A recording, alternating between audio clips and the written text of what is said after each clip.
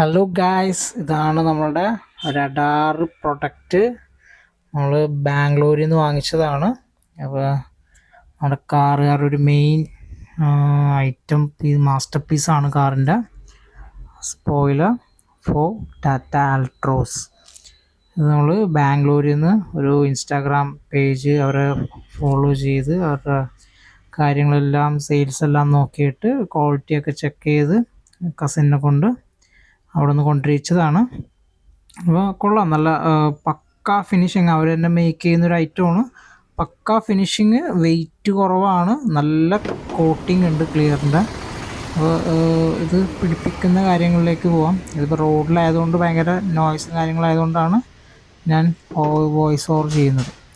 അപ്പോൾ ഇതിൻ്റെ അലൈൻമെൻറ്റ് അല്ലെന്നുണ്ടെങ്കിൽ അതിൻ്റെ സ്യൂട്ടും കാര്യങ്ങളൊക്കെ നോക്കണം. ഒരു അളവ് കാര്യങ്ങളൊക്കെ നിങ്ങളുടെ ഒരു ഉദ്ദേശത്തിൽ ചെക്ക് ചെയ്യണം, എത്ര രണ്ട് സൈഡ് എത്ര വരുന്നുണ്ട്.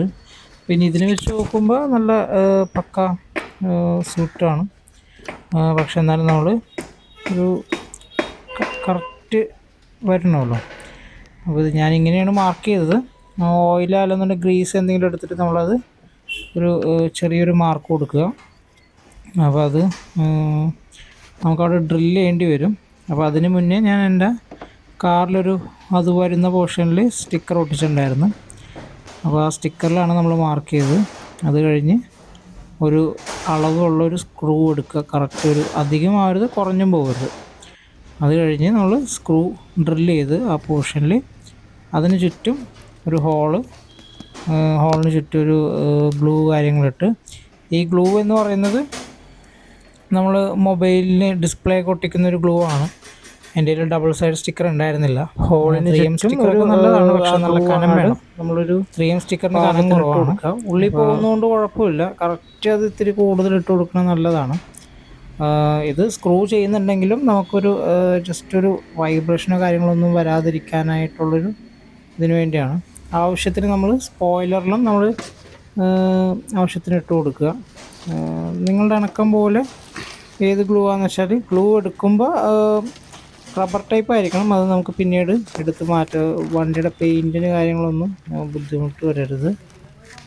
അപ്പോൾ അത്യാവശ്യം നമ്മൾ ഗ്ലൂ ഒരു 2 സെക്ഷനായിട്ട് ചെയ്തിട്ടുണ്ട്. ഇത് ആ ഹോളിൻ്റെ തൊട്ട് പുറമെ തന്നെ ഒരു കോട്ടിങ്ങും കൂടെ ചേർക്കുന്നുണ്ട്. അതുപോലെ തന്നെ സ്പോയിലറിലും അത്യാവശ്യം അത് കൊടുത്തിട്ട് നമ്മളത് കറക്റ്റ് അളവിൽ തന്നെ ഒന്ന് സ്യൂട്ടായിട്ടുണ്ട്. നല്ല പെർഫെക്റ്റായിട്ട് അത് അതിൽ വന്നിട്ടുണ്ട്. 2 സൈഡും കറക്റ്റ് ഒരളവാണ്. നമ്മളൊരു ഉദ്ദേശ അളവാണ്, പക്ഷെ എന്നാലും അത് കറക്റ്റാണത്. നല്ല വെടിപ്പായിട്ട് വർക്ക് കഴിഞ്ഞിട്ടുണ്ട്. സോ ഗൈസ്, നമ്മുടെ പണി ഇവിടെ തീർന്നിരിക്കുകയാണ്. അപ്പോൾ നമുക്കിതിലൊരു പ്രശ്നം എന്ന് വെച്ചാൽ നമ്മുടെ സ്പോയിലറിൻ്റെ കൂടെ 2 ബട്ടൺ വരും. അത് ക്ലോസിങ് ക്യാപ്പാണ്. അത് അതിൻ്റെ കൂടെ ഉണ്ടായിരുന്നില്ല.